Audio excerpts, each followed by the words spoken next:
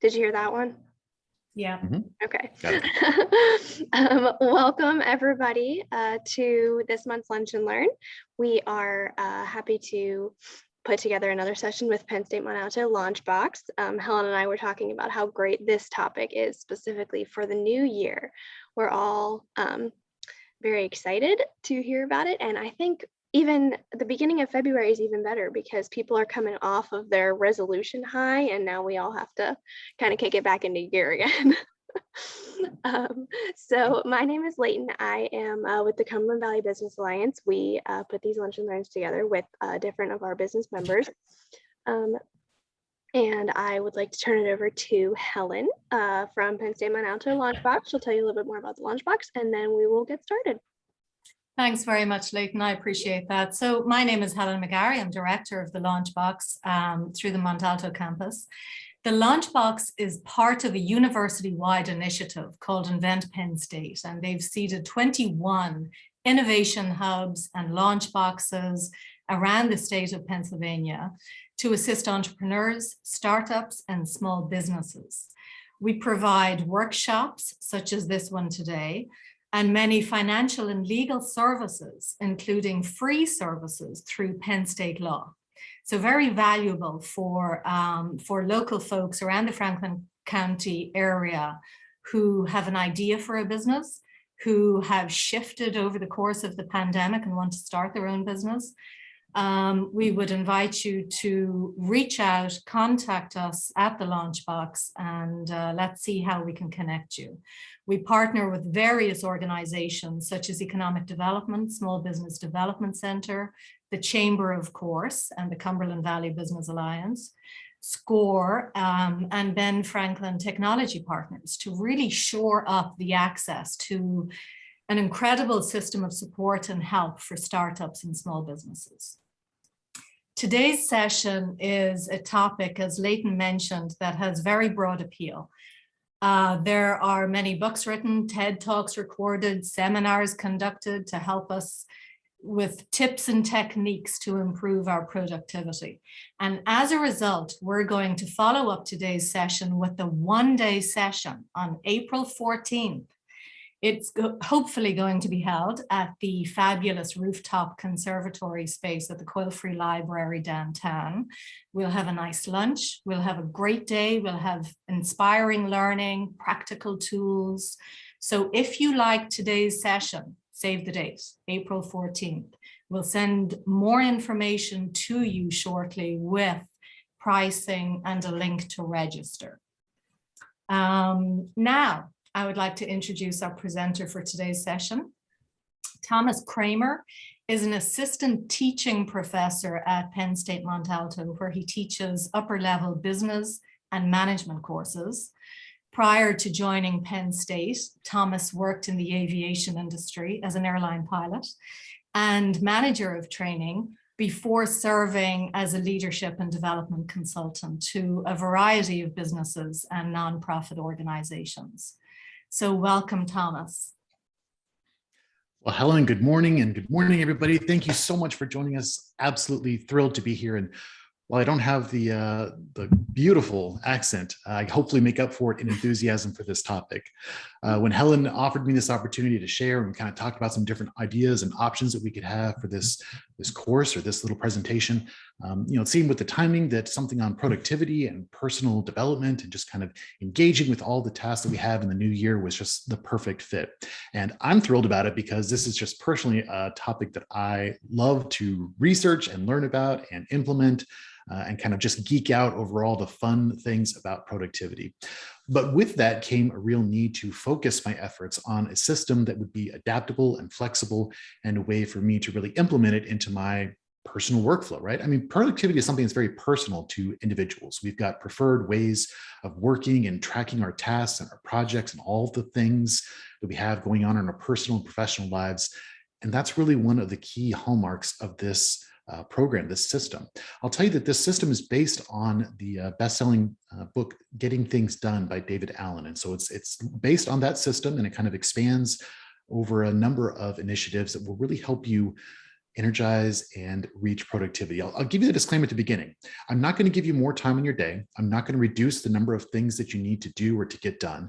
But what I will give you is comfortable productivity, mind at ease productivity. So where you are fully comfortable and confident that what you're working on in the moment is the very best use of your time, and you're not worried about forgetting other things. The other key piece to this system is that it's really device or system agnostic, in the sense that if you prefer a notebook, spiral notebook, paper, a legal pad, you've got some fancy software, you want to use Microsoft Outlook, whatever tool that you're most comfortable with and want to use, you can still use that and implement the system into it. And so whatever your method or preferred way of interacting with your tasks and your productivity lists, this system will work for you. So it's a very exciting way to kind of get a handle on what we need to do and to really feel comfortable about performing those actions. I want to start with a question, and I'll also give a disclaimer here at the beginning. I am more than happy for you to interrupt me. So I teach college classes. Feel free to just jump in and interact and ask questions. I'm giving you the green light. I know a lot of times in these webinar environments, we're hesitant to come off of mute and ask a question. I'm telling you, it's okay. If you have a question, you want to clarify something, make a point, share something, feel free. Come off of mute, ask your question, or if you want, type it into the chat window, perfectly fine as well. But I do want to make this interactive and engaging. So if you could take a moment to respond to this in the chat window. I'm wondering, what is something that you've really wanted to get done or meant to get done, but haven't yet? If you're willing to share, go ahead and tell us what that item is. And then how long has that been on your mind? How long have you been thinking about doing that thing? Maybe you want to organize your basement, clean out your garage. Maybe you want to learn a new language. Maybe you want to take some time to figure out what an NFT is. Whatever that piece may be, if you have access to the chat window, tell us, what is that one thing that you really wanted to get done or have meant to get done, but just haven't done it yet? And how long has that been on your mind?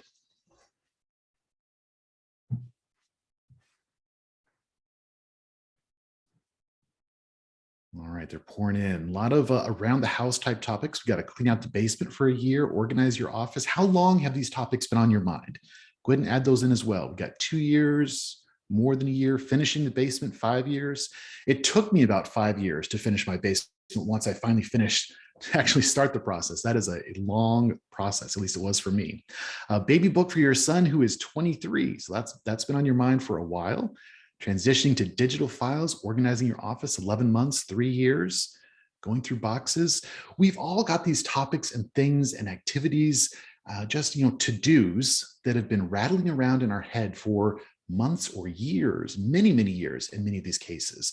And so a rhetorical question sort of for you is, why is that? Why have we been waiting years and years to actually start these projects? We haven't even initiated on the very first step to moving towards completion, right? I mean, finishing your basement's a big project. There's lots of individual steps there. Why haven't we taken the very first step to work towards that project? We're going to get some clarity around that question as we continue through this course. And this segment, this 1 hour lunch and learn, is really a preview of a full course. So I'm going to pack in as much value as I can, share with you as many tips and strategies, understanding the model, in recognizing that this is really a full day course. And so you'll still find a lot of value, a lot of things that you can implement immediately. But if this resonates with you, consider taking that full day course. And I promise this won't be a commercial. This is not a timeshare sales pitch. We're going to give you lots of value in terms of personal productivity.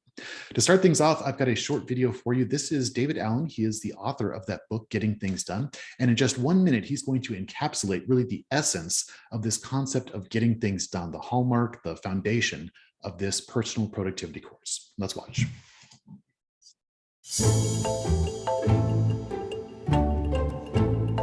Well, people often ask, what's the simple answer to what GTD is? And quite simply, it's about making sure that potentially meaningful things to you that occur to you that you might, would, could, should do something about, that you can't finish in the moment, that you capture those externally, make a decision sooner than later about what exactly you're going to do about them, if anything, and park the results of that thinking into some sort of trusted system that you know you're going to reflect and review on some consistent basis, so you're making trusted choices about where you put your attention and your activity, as opposed to just being driven by latest and loudest and hope that you're doing the right thing.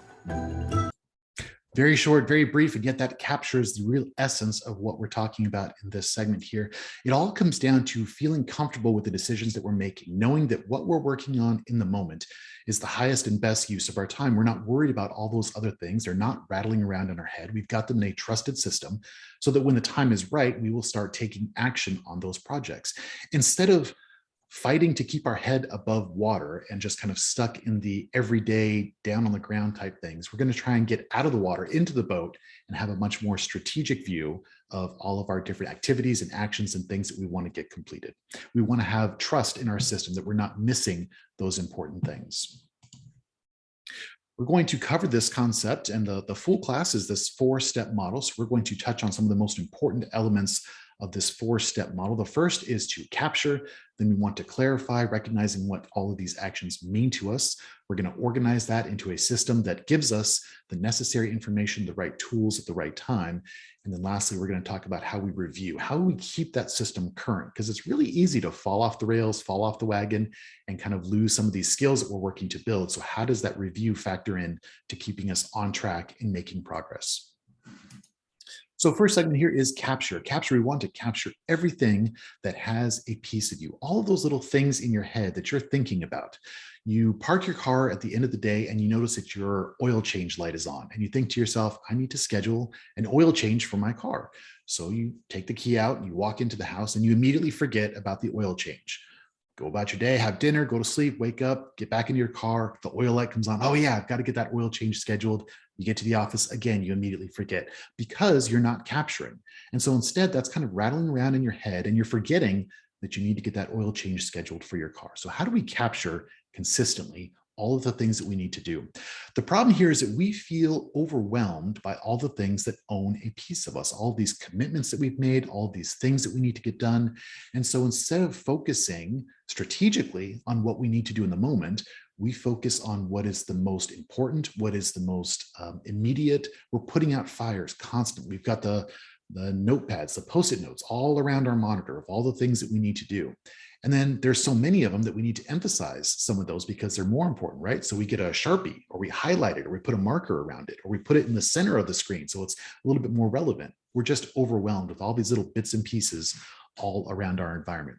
The solution that we're going to cover in dealing with that is to regain a sense of control of our tasks. We're going to capture these things and get them out of our heads.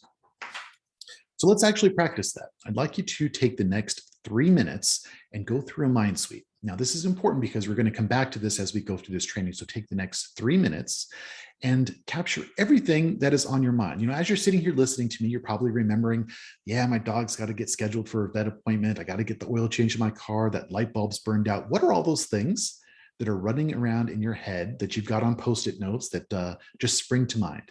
Take the next 3 minutes and capture all of those items on a single list, whether it's a piece of paper, a Word document, whatever you want to use, just one single list and capture all of those things. I'm going to start the timer now and give you 3 minutes to complete this.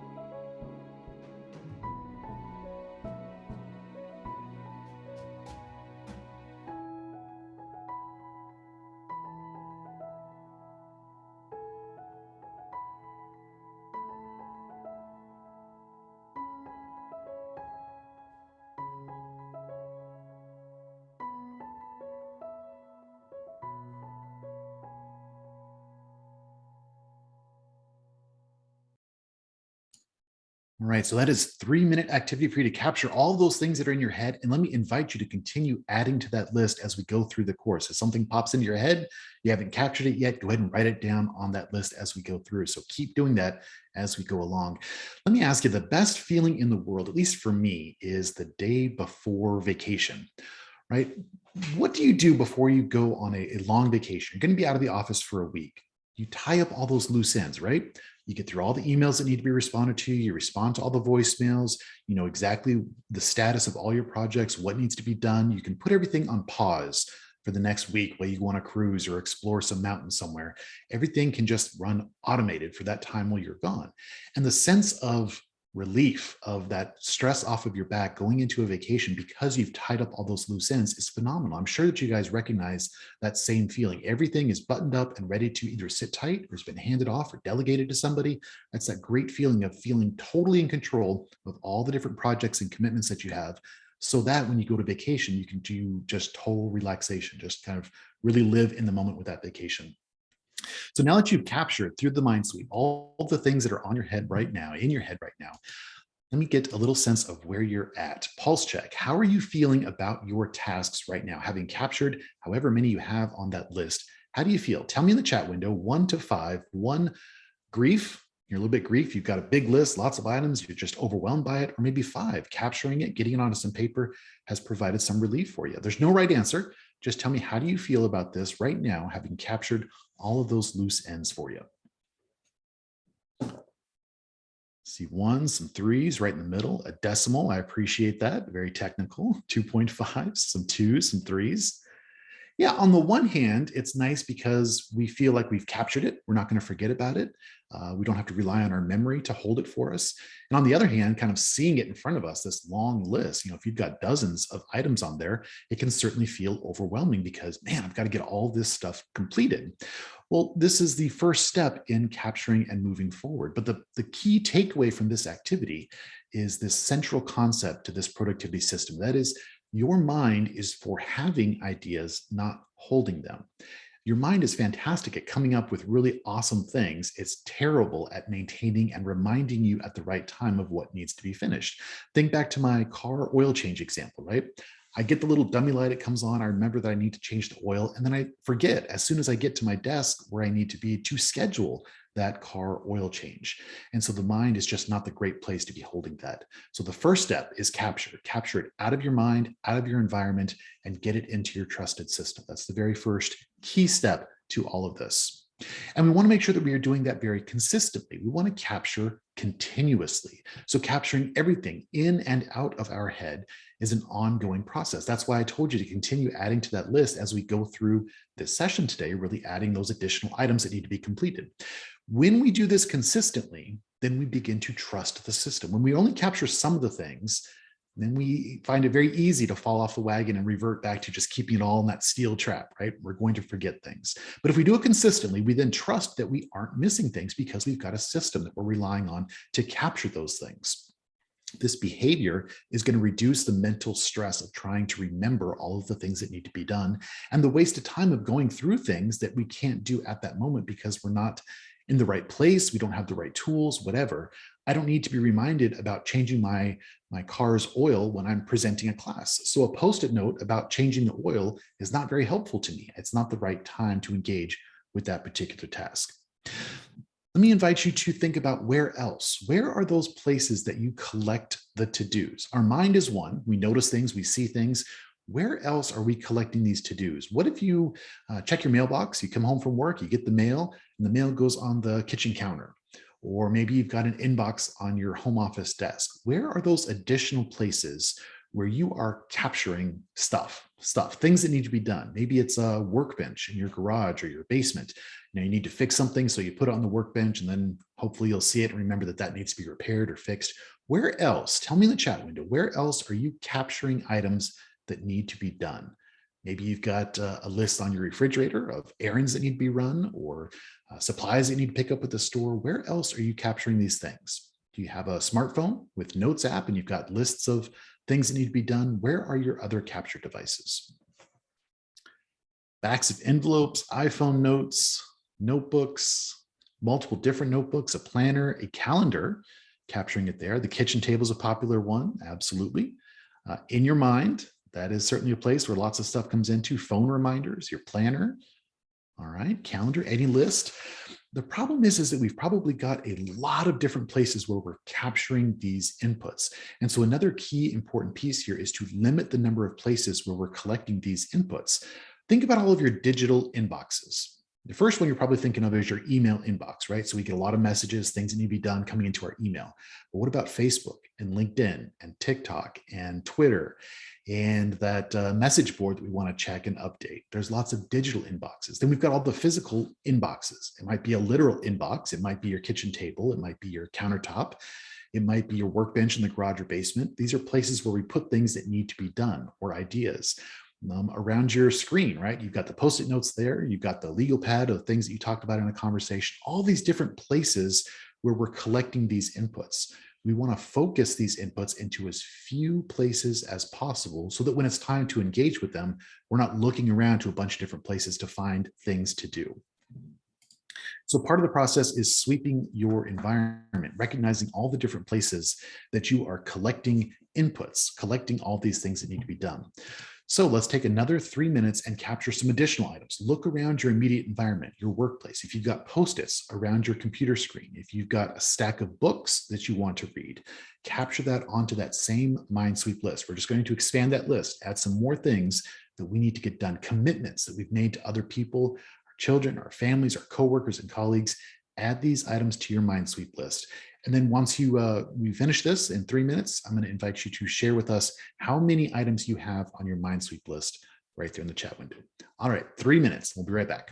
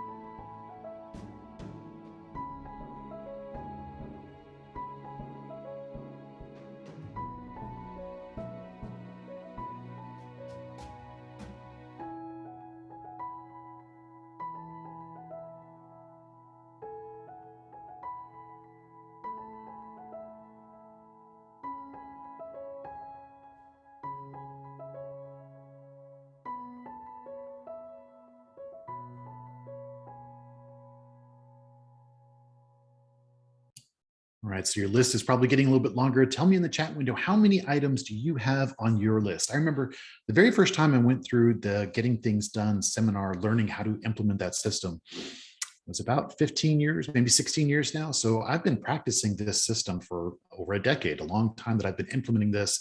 And I remember the very first time I went through this, I was absolutely shocked at how long my list was. All of these things that I hadn't captured in any other system. It wasn't on my calendar. It wasn't in my planner, so to speak, at the beginning there, and just how long that list felt. And on the one hand, yeah, I felt overwhelmed. There's 30, 40, 50 things on that list. And on the other hand, it was like, okay, I don't have to remember these all anymore. I've got them on this list. Sometimes folks have trouble sleeping at night or falling asleep because they want to remember something, or they're in the shower and they have a thought. You want to capture it, get it out of your head and into your system.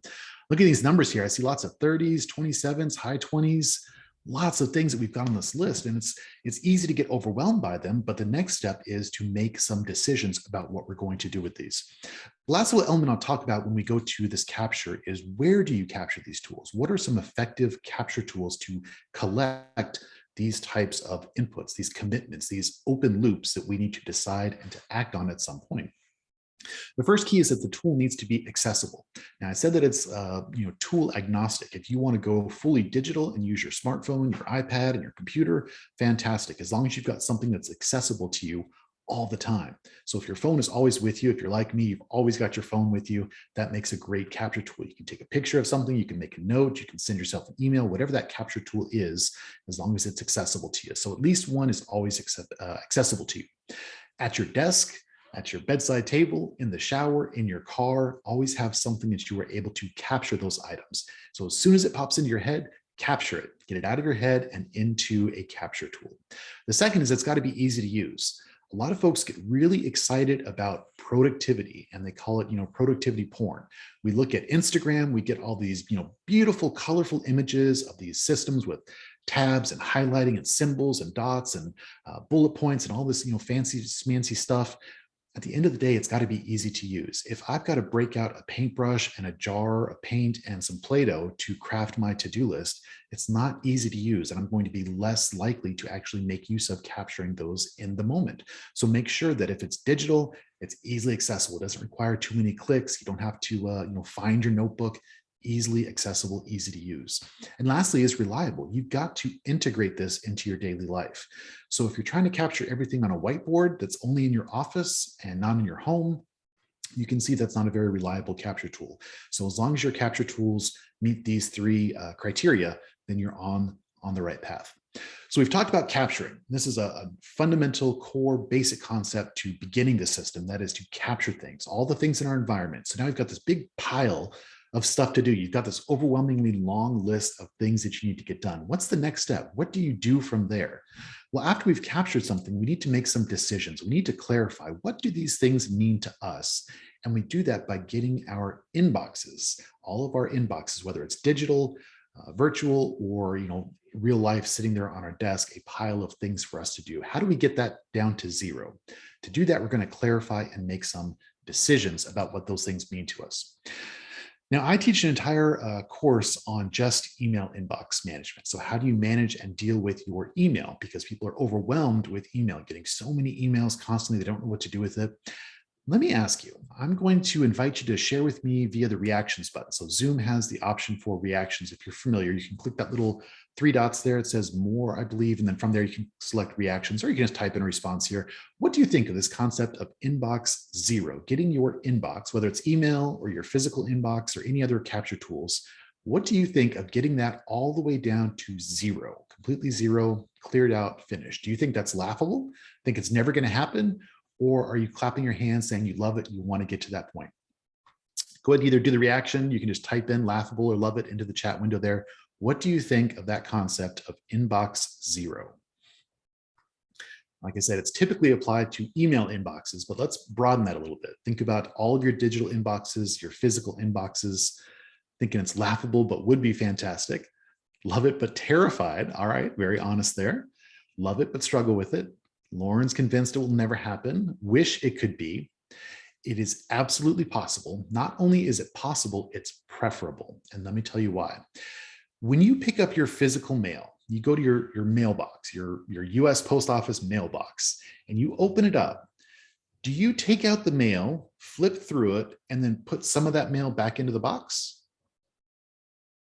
I don't think anybody's going to admit to that if they do. That's kind of weird, right? We would never imagine doing that. You go to your mailbox, you take the mail out, and then what do? Well, you might set it in a stack until you're ready to process it. But at some point, you're going to take that stack of mail and you're going to make some decisions. This is junk mail, I'm going to put in the trash. This is a bill, I'm going to put that on my desk. Here's a magazine, I'm going to put that on my living room coffee table. Here is a catalog, I'm going to hand that to my wife. Here is something for my kids, I'm going to delegate that to them. You process through that. You don't just store everything in your inbox. The same is true for your digital and physical inboxes. These are not storage receptacles. This is triage. This is inbound. At some point, you need to get that stack out of there and make some really honest decisions. What does that email mean to you? What is the next action that you need to do to make that happen? And so the concept that we're talking about here is your email inbox. Tell me, how many messages do you currently have in your email inbox? If you're willing to share, tell me in the chat window, how many messages are currently in your inbox? If you're using Outlook and you're in your inbox, you can look at the bottom left there and it'll give you an actual count there. This is completely voluntary. You don't have to share with us. I'm seeing very high numbers. Lauren, I'm impressed. 12 cents, 1030. Is that the total that's in there? Krista with just 2. Maggie, I am anxious. Gives me a little bit of anxiety, cold sweats. Lots and lots of emails in there. We have all of these emails in our inbox because we haven't gone through that clarify segment. We're trying to decide, what does this email mean to us at this point? And so we need to make those decisions about what that email means to us. When you receive an email, that's really somebody else adding something to your to-do list. They want you to complete an action, to answer something, to do something for them. And so you've got to decide in the moment, are you going to answer that email or are you going to store it for later? You got to make some decisions. How do we make those decisions? We look at, let's see, I'm getting backed up here. The problem is that things are getting stuck in our inbox because we haven't decided what they mean to us. So the solution that we're going to talk about is clarifying what that stuff means to us so we can engage with it more productively, making a decision about what that email means to us. We do that with the decision model. So as things come into our lives, this is not just email, but just any inputs that come into our lives, a request from a colleague, a request from our spouse or significant other, the stuff comes into our sphere. And we've got to make the first decision. Is there an action that needs to be taken with this? Think back to the physical mail. When that comes in, we get a junk mail from our credit card offer. Not actionable. I'm not going to do anything with that. I'm not looking for a credit card at this point. Go straight into the shredder. There's no action for me to take with that. I get an electric bill. Well, I need to take an action with that. So the first step is decide, is this piece, this thing, this element, is it actionable? If it is, then you need to decide then and there, what is the next action? Do I need to do it? Do I need to delegate it? Do I need to defer it to a different time? Do I need to collect some of the resources to research, to make a decision, to schedule an appointment? What is the action associated with that element? Let me give you a real life example. This morning, my wife told me that our TSA pre-check, that gets you through airport security a little bit faster, is about to expire. It's coming up in July. And so I know I've got to go through a process to renew that, whatever it's pay a fee or go for an interview or fingerprints or something. Something has to be done with that TSA pre-check so that it doesn't lag and it continues so we can travel easier. So what I did is I captured it on a Post-it note. So I did the first step. I said, TSA pre-check. I've got to remember that. And, at least I didn't stick it to my monitor. I just have it on my desk as a, capture tool. I'm going to do something with this. But I need to know what do I do with TSA? That I really haven't captured what I'm doing with the TSA. Am I writing them a letter? Am I visiting their website? Am I researching what the TSA does? I want to associate an action with this capture. So the next step is to decide, what is the next action? So defining this in terms of our system is the next physical, visible action that's required to move this situation towards closure. What do I need to do with TSA? Let me invite you to share with me what you think a visible, physical next activity to renew my TSA pre-check would be. Tell me in the chat window, what is the next physical, visible action to renew my TSA pre-check, license, permit, whatever you want to call it.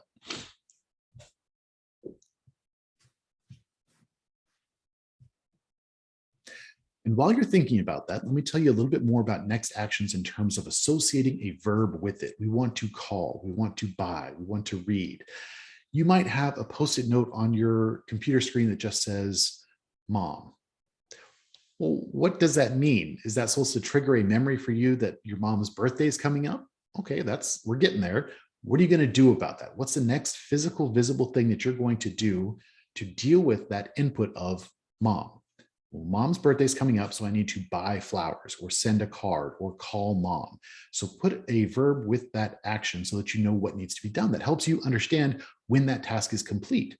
So instead of just saying TSA pre-check, I could say, Google the process involved in reviewing. I could say, schedule time to review the process. I could visit the TSA website, some verb. And now I know that once I have Googled the process, I can check off that task as complete. I can discard this post-it. I can capture it in my system and know the next physical, visible action to get that task towards completion. So it's very important as you capture things to associate a verb with them so it's not just some memory, because truly this is not completely captured. There's still something in my head that I've got to associate TSA with. What about TSA? I've got to schedule the renewal for my TSA pre-check. So let's practice this. We did a little bit with the TSA pre-check. Let's start with mom's birthday. This is on our to-do list. A lot of us will capture things like this, an incomplete capture. How could we make mom's birthday a more complete capture of a task that needs to be completed? Tell me in the chat window there, mom's birthday.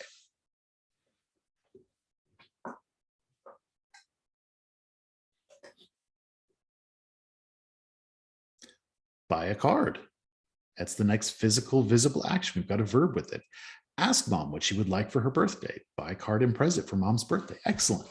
Let's do another one. Let's go straight to the end there. New brakes on truck. What is the next physical, visible action to get new brakes on the truck? Call for an appointment, make an appointment. Excellent. You're getting the essence there. And to take it an even step further is if I'm going to put that on my list to call somebody or to make an appointment or to visit a website, especially if my tool is digital, it's really helpful to put the information, supporting documents I need to do that task with the task. So put down the phone number, put down the email address, put down the website address in that task so it's all encapsulated when I'm ready to do that task. I've got everything I need. I go to my task list. It says call to make an appointment for my truck. It's got the phone number. I look at my calendar, make the appointment, and move right along. All right, so the next step, we have captured all of these elements and we are starting to make decisions about what they mean to us and what are we going to do with these particular actions. So we know what is the next physical, visible step to take that action towards completing it. Here we want to start to organize. And this is very key and what separates this system from others. A lot of folks use Franklin Covey or different day planners, and it really focuses or emphasizes this concept of prioritizing, right? Sharpen the saw, what's important to you today? What are the 3 things you want to get accomplished today? And you put little symbols or bullets or special highlighters or different ways of deciding what's really important to you that day. The trouble with that approach is that, number one, your priorities shift and change throughout the day. So the things that were important to you at 9 a.m. when you started your day are likely going to be very different throughout the day as needs and priorities and demands change. The second problem is that doesn't capture the essence of where you are and what you can do. Now, in a previous job when I was consulting, I did a lot of travel. And so I spent a lot of time on airplanes where I had no internet access and limited computing power. And so for me to scroll through a single to-do list with a bunch of activities and emails and websites to visit, I couldn't do any of that. And so for me to be looking at that list with all these items that I can't do causes some mental fatigue, right? I'm looking at things that I can't do. So I'm searching for some of those to-do items that I can get accomplished on an airplane without internet access, usually without any power outlets. I've got very limited things that I can do. The answer is to organize our to-do list into multiple lists. We're going to use context to recognize what we can do at the right time. And what this means is, let's say you're in between meetings, right? So you've got maybe 10 minutes before your next meeting starts. Well, rather than just thinking about what you can do or wasting away your time looking at emails again, what if you had a list that said 10-minute tasks, things that can be completed in 10 minutes or less, or a list of articles that you wanted to read, or a list of phone calls that are going to be short and easy. In other words, you want to be able to look at a list that shows you just those items that can be completed with those tools. So context becomes very important. So very specifically, the problem that we're looking at here is that we rely too heavily on our brains to remember and remind, and we're constantly scrolling through all the different options to find what is either the most pressing, the most urgent, or the most exciting and fun thing that we want to work on. Instead, the solution that we're going to look at is organizing our actions in a system of lists, a trusted external brain that will show you what you need when you need it. And so the idea here is context. Before we get to that, I know some folks said they captured things into their calendar. Now, calendar is a very specific tool. It makes up a part of your overall system. It's a very important part, but it shouldn't be your catch-all for everything. There's very specific items that should go on a calendar as a capture tool. So let's talk about that. What belongs on your calendar? Very specifically, as a capture tool, your calendar should include time-specific actions, appointments. You're going to meet with Angela at 9 p.m. on Tuesday. You've got a dentist appointment on Wednesday at 4 o'clock. Time-specific actions that block out your schedule. You've got to focus on that action at that time. Day-specific actions. Call Ron on Friday to discuss the weekend plans. This has to happen on Friday, so I'm going to add that to my calendar on Friday. No time specific, it just has to happen on Friday. Let's say Thursday night is trash night. I've got to take the trash out on Thursday nights. That's a time, that's a day specific action, so I would put that on my calendar. And then lastly is day specific information. There's no necessarily action associated with it, but we want to be reminded of something on a particular day for whatever reason. Your CFO is going to be in the office. There's going to be a visit by the dean to the university. So we want to make sure that we are aware of that action on that particular day. How many of you, let's just do let's raised hand or some type of annotation or type in the chat window. Just want to get a sense of how many of you will go to your calendar and block out time to work on a specific project. You're not working with anybody else. You just know that if you don't kind of protect some time on your calendar, that you're not going to get that particular assignment, that task completed. So you're going to block out some time for yourself on the calendar to work on a specific project. Yeah, lots of people do that. I think it's fairly common that people do that. That's fine. There's nothing wrong with that. The only caution with that approach is that the more you do that and then fail to honor that time commitment, you're conditioning yourself not to view your calendar as that hard landscape. You want to look at your calendar as the framework that you build your day around. And so the things that are on your calendar should really be commitments. And so if you find yourself constantly scheduling an hour to work on the project, but then at the last minute you decide, you know what, that's not a priority anymore, I'm going to take that off my calendar. The next time you see that, you're going to feel much more comfortable just ignoring it. And so be very cautious if you do that, that you are actually honoring that time and that day to actually work on that project. It's a very important piece to keep you on track with honoring that commitment. Let me also ask another question. You can just respond in the chat window there. When you get to your desk, whether it's you're working in the office, you're working from home, whenever you're kind of beginning your day at work, what is the first thing you do? What is the first thing you look at when you are beginning your work day? Tell me in the chat window. First thing that you look at when you're beginning your work day. Check email. Anybody else? First thing you look at, first thing you do. See, mostly email is the response here. Looking for those high priority items. Prayer, calendar, a couple of calendars, mostly email. All right, so it looks like the vast majority there are checking their email first. Now, I imagine what you're looking for are the fires to put out, right? What's the urgent, the exciting, the demands, what needs to happen that came through overnight or before I started my day? What emails came in that need my attention? The trouble with that is that your email inbox is a to-do list populated by other people. All these other random people that may or may not have any relation to you in terms of work or personal status, they're just random people from anywhere, have sent you an email. It's like walking into your office and tapping on the shoulder and say, hey, you got a minute? Hey, you got a minute? I need something from you. And when you open yourself up to that by checking your email very first thing in the morning, you are prioritizing other people's demands of your time. The more productive approach to this is to first check your calendar. Your calendar is the hard landscape of your day. So you want to know where are the blocks of times that can't be moved. So remind yourself that you've got that meeting at 2 o'clock. You've got that phone call at 4. All the things that have to happen at a certain time. After that, you go to your to-do list. These are the commitments that you've made to yourself as to what needs to get done, what are the priorities, what is important for you to accomplish that day. The last thing that you look at, that you intentionally choose to look at that point, is your email. Prioritizing your day that way is going to make you in control of your time, and you respond to your emails as needed. All right, so as we go through our list, we talked about capturing, we clarified, decide what that next action is. Now we're going to start to organize our lists using this concept of contexts. So some common context or popular context is calls, is office, home, errands, agendas if you have specific people. What we're doing is organizing all of our to-dos based on either the location or the tool that we need to accomplish that job. So when I'm traveling on an airplane, I can't make phone calls. So why would I look through a list of the 30 phone calls that I need to make? I can't do any of that.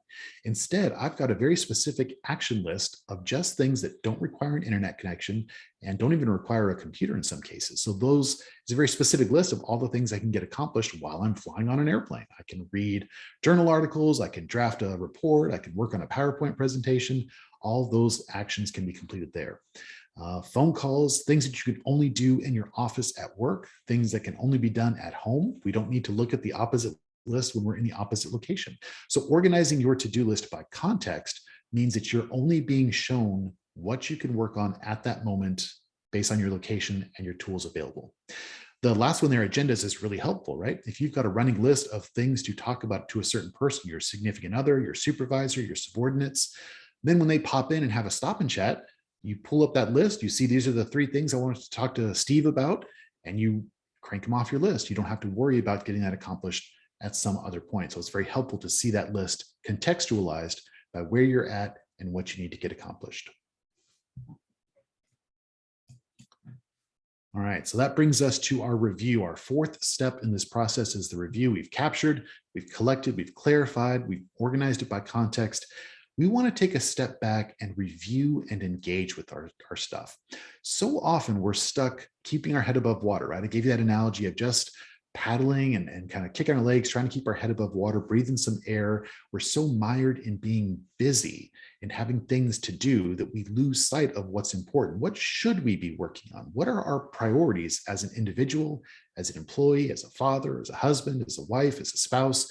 Whatever's important to us, what should we be working on to work towards that goal? And this speaks to those bigger, longer, more strategic goals, many of which we identified at the very top of this session. Cleaning out the garage, finishing the basement, learning a new language, setting up your retirement accounts, whatever those big kind of life goals are, tend to get lost and pushed to the side because we're so mired in that muck of ground level stuff. So at least weekly, we want to step back and get some really nice perspective, sort of elevate our vision, look at the things on the horizon, look at what our priorities are, where we should be focusing our work so that we can truly strategize and get the right things done at the right time. So we do this review segment to gain perspective on what's important to us. This is a short video that helps to reinforce this concept of doing a weekly review to give ourselves some additional perspective. Let's go. So many of us are overwhelmed by just the day-to-day work and life that we have to take care of. One of the keystone habits of being a productive person week in and week out is what we like to call a weekly review. And I know a lot of people are familiar with this concept of taking some time each week, but doing a weekly review habitually and doing it in the right way is the key to stress-free productivity. Because it's one thing to be in the weeds each day dealing with the stuff you need to do, yes, but once a week you have to lift your vision out of the weeds and take a look at the forest. If you do not do that, you will have more and more weeks that you feel like you're just working on the wrong stuff, that you're busy but totally unproductive. So take 45 minutes to an hour each week, schedule it in your calendar. Don't allow yourself to do email or do any other work. Simply take 1 hour to look at all your stuff, look at all your projects, take a look at your calendar for last week and this week and next week.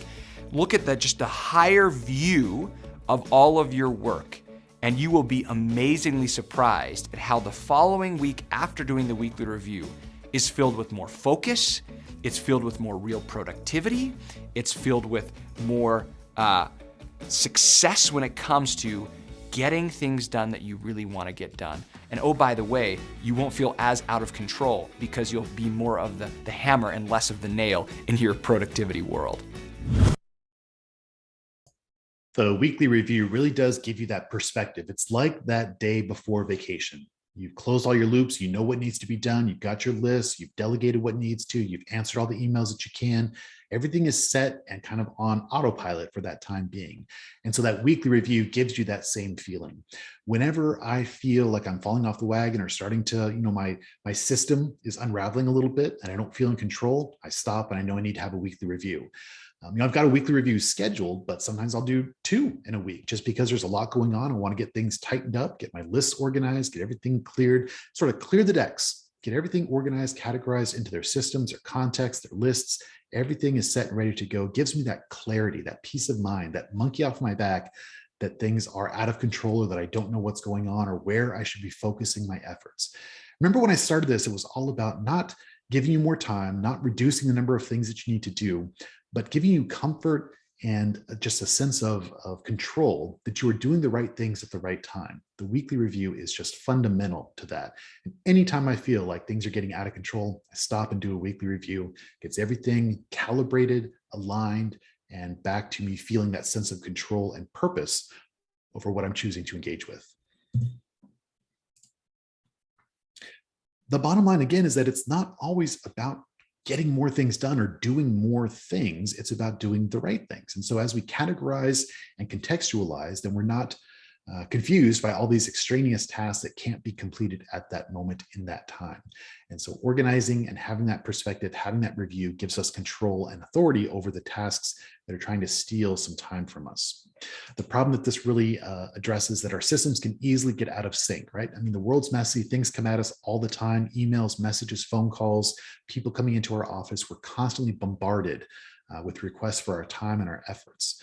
The solution with the review and with the system is to stay clear and current so that we really know what our bigger picture is, what we're working towards. We're not just busy, we're not just getting stuff, we're actually being productive and completing the right things at the right time. So last word here on the weekly review, it is specifically a non-negotiable sacred meeting with yourself. I recommend scheduling it on your calendar. This is a day and time specific activity. You very purposely turn off your phone or put in airplane mode, ignore your emails and focus on completing your weekly review. In fact, in the live course, there's even a little door hanger that you can put on your office. Don't interrupt. I'm doing my weekly review. It's a time for you to focus and get everything current and everything straight. Yeah, that's what I want to mention there.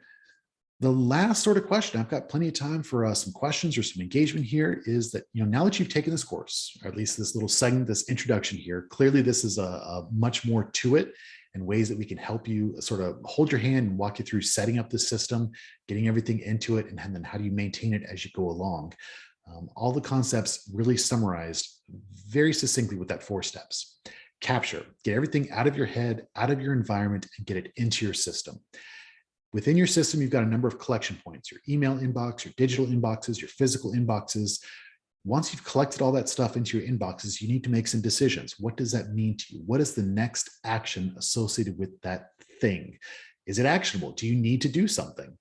If so, what is the next physical, visible action associated with that element? Once you've decided, then you organize it by context. Is it a phone call? Is it an email? Do I need a computer? Do I need to be in the office? Do I need to be in my car or at home? What is the context where that piece is going to be useful for you to actually engage with?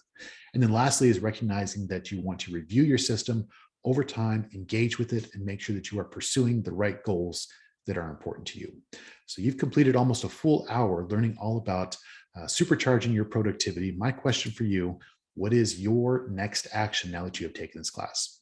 Again, I'm happy to answer any questions. I know Helen's got some parting words for us as well, but in terms of just questions for the audience, feel free to come off mute and ask verbally. I see a couple of questions here in the chat window. Should we do a daily list or a weekly list? Or do you mean review in terms of a daily review or weekly review? Or what do you mean by daily list? Things just for that day?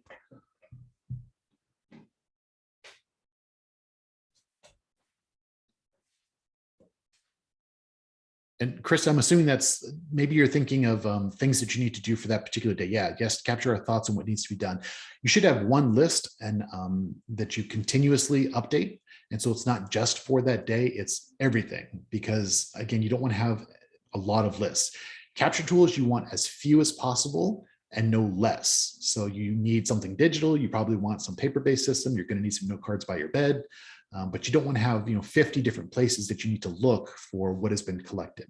Same thing applies to your lists. You want to have one master list that has all of your actions contextualized by what that context is, where you're going to do it. So rather than time-based, it's context-based is a different approach to look at that. Lauren asking, what do I use for my capture tools? The vast majority of my captures are digital. I try to do digital as much as possible. That just works for my workflow. I work primarily from my home office. And so digital works very well for me. My smartphone, I have an iPhone that works. And in terms of actual software, I use a program called OmniFocus. It is a Mac-based or Apple computer-based software system. I don't believe there's a version for Windows. It is a very robust system. There's lots of bells and whistles in it. What I would caution against is that shiny new fun productivity thing and get overwhelmed by it. Learn the system first and then find a solution that works for you in your workplace. But in capture tools, almost primarily digital. I do like index cards because they're not sticky. So it forces me to do something with that index card. I put it into my physical inbox so I can capture things there. And then I make sure that I clear out those impacts. The name for the software that I use, it is OmniFocus. So I will type it in here, OmniFocus. And it's Mac and then iPhone and iPad as well. Again, it's pretty robust. It's a little bit expensive, but it does everything. It's an amazing product. It actually, you can geo-reference things. So like I've got a list of Home Depot stuff. I need light bulbs and a door hinge and whatever. I throw it on that list. The software recognizes when I drive within a half mile of Home Depot, and then it pops up that list. So I'm not looking at my list of Home Depot errands when I'm at Walmart and vice versa, but it geo-references and sees that I'm at Home Depot and tells me these are the things I need to buy at Home Depot. So it's really, really fun. I enjoy that one a lot. Capture tools. That's mostly it. Digital stuff, index cards, post-it notes. Those are my primary capture tools.